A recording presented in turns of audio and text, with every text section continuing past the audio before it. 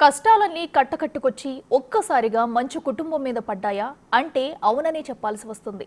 ఎవరో ఒకరి ద్వారా మంచు మోహన్ బాబుకు మనశ్శాంతి లేకుండా పోతుందని చెప్పాలి. మొన్నటి వరకు సన్ స్ట్రోక్ తో తీవ్రంగా బాధపడ్డ మోహన్ బాబు రీసెంట్ గా బిగ్ స్ట్రోక్ బారిన పడ్డారు. ఇంతకీ ఏంటా వరాహ రూపం? కొని తెచ్చిన కొత్త వివాదం ఏంటి?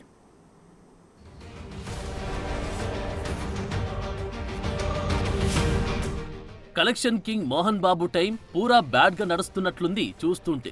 ఇప్పటికే వరుస వివాదాలు, ఇంట్లో ఇద్దరు అన్నదమ్ముల మధ్య మొదలైన కార్చిచ్చు, బయట మీడియా రిపోర్టర్ పై దాడికి దిగే వరకు సాగిన ఈ ఎపిసోడ్ లో పలు ట్విస్టులు. లాస్ట్ కి తన గన్స్ ని కూడా సబ్మిట్ చేయాల్సిన పరిస్థితి. మోహన్ బాబుపై కేసు నమోదు, అరెస్ట్, విచారణ మధ్య రకరకాల ఊహాగానాలు. కాసేపు పారిపోయారని, ఇంకాసేపు ఆయన తిరుపతిలోనే ఉన్నారనే వార్తలు వెలువడుతున్న వేళ తాజాగా మరో వివాదం. అదే అడవి పందులను వేటాడ్డం.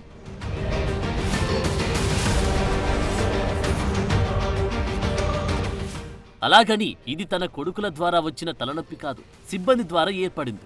జల్పల్లిలోని మోహన్ బాబు నివాసం వెనుకున్న అటవీ ప్రాంతంలో విష్ణు మేనేజర్ కిరణ్, ఎలక్ట్రీషియన్ దుర్గప్రసాద్ అడవి పందిని వేటాడారు. వేటాడిన అడవి పందిని వారు మోసుకొస్తున్న వీడియోలు సోషల్ మీడియాలో వైరల్ అవుతున్నాయి.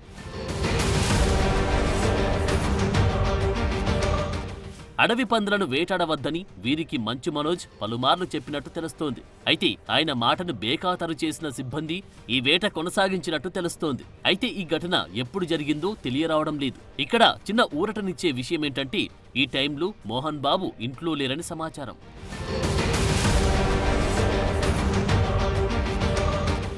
ఉన్న గొడవలు చాలవన్నట్టు ఏంటి కొత్త గొడవ అర్థంగాక తలపట్టుకుంటున్నారు మోహన్ బాబు.